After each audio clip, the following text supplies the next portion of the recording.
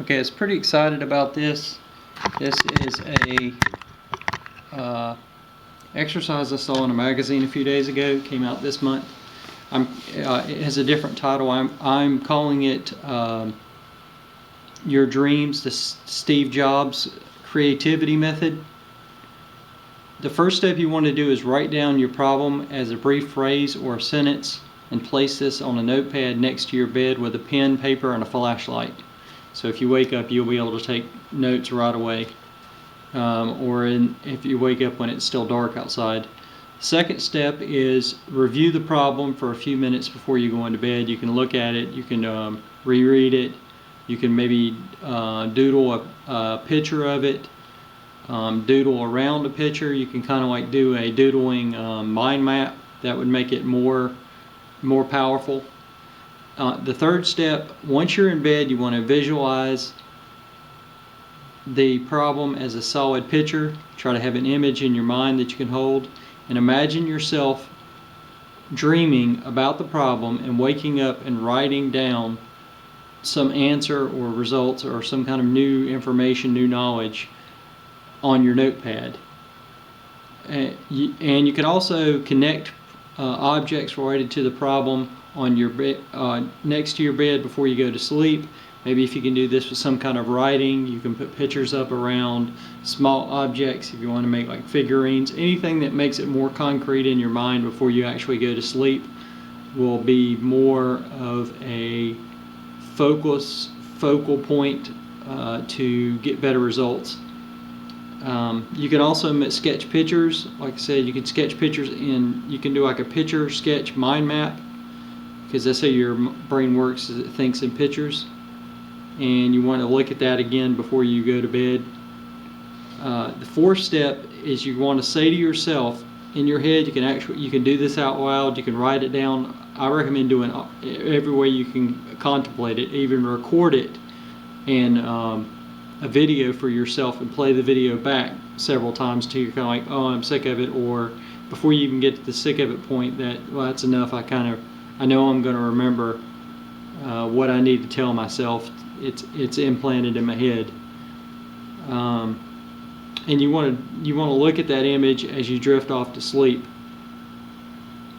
And then the fifth step is when you wake up, this is the last step, calmly and quickly view your note from the night before, the image, while you're inviting the dream to return. You're trying to focus on the dream, but just vaguely, like if it's like a radio playing in the background, or you're halfway watching a computer screen or halfway watching TV, and that allows more free flow for the information to come back while you're writing notes of any new ideas. So as soon as you wake up, you want to think back to the night before, look at your notepad.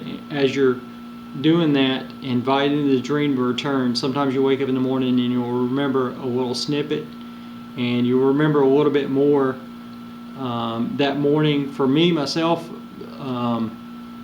it is later on in the day, maybe 5 or 6, possibly 8 hours later, when I'll actually remember a tidbit more. And if you don't have anybody to talk to about first thing in the morning, you can write them an email or write yourself an email. That for me is pretty effective. But there's more information on this. I also call this a neural cascade. The way the brain's wired from the latest research I've read is it's organelles. It's like little pockets of neurons, clusters they're called, there's different glands, and there's cables called dendrites. You don't need to know this terminology. Anyway, that links up those different organelles, those different groups, those different pockets you can see on an fMRI. And what you're trying to get is a neural cascade. You're in an altered state of thought. There's different parts of your brains that's working. There's more neurons that are working in a different way. Either they're firing differently, or different parts of your brain is integrating. And this is fairly theoretical, but integrating the new knowledge, the new chemical signatures, and the new electrical impulses. And it's kind of like exercising physically. It would be a good analogy when you our dreaming, it's like you're learning a new exercise routine. You're moving muscles, doing yoga for the brain, being pulled in a different way that you normally aren't. That's strengthening and relaxing different parts. But what you're trying to get is a different neural cascade where these groups will, when you're more relaxed when you sleep, these groups will communicate more effectively in a different way. And it may give you insights into thoughts that you haven't had before and make them more concrete, and it's a different state of creativity. If you want to learn more about this, you can go to a good site. It's asdreams.org. It's the Association for trying to interpret dreams and understand dreams. If you read anything on lucid dreaming, this is all brand new practices, new concepts on like 1,000-year-old practice or more. And this is very similar to the exercise I read. Like I said, I tweaked it a little bit for myself. I was very excited when I saw this. I think it's going to be very effective for me. I'm hoping you can use it. You can alter this a little bit, but like 90% of the framework is here to use. I don't have a good clear example for you yet, but I'm going to try this exercise, and once I get some results, I'll make another video and post that for you. If you have any results in the meantime, please get back in touch with me. I'd really be interested in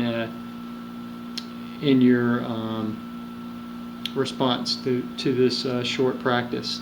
And it is a practice. If you do it more, it'll strengthen those connections, and it will be more effective for you. Thanks.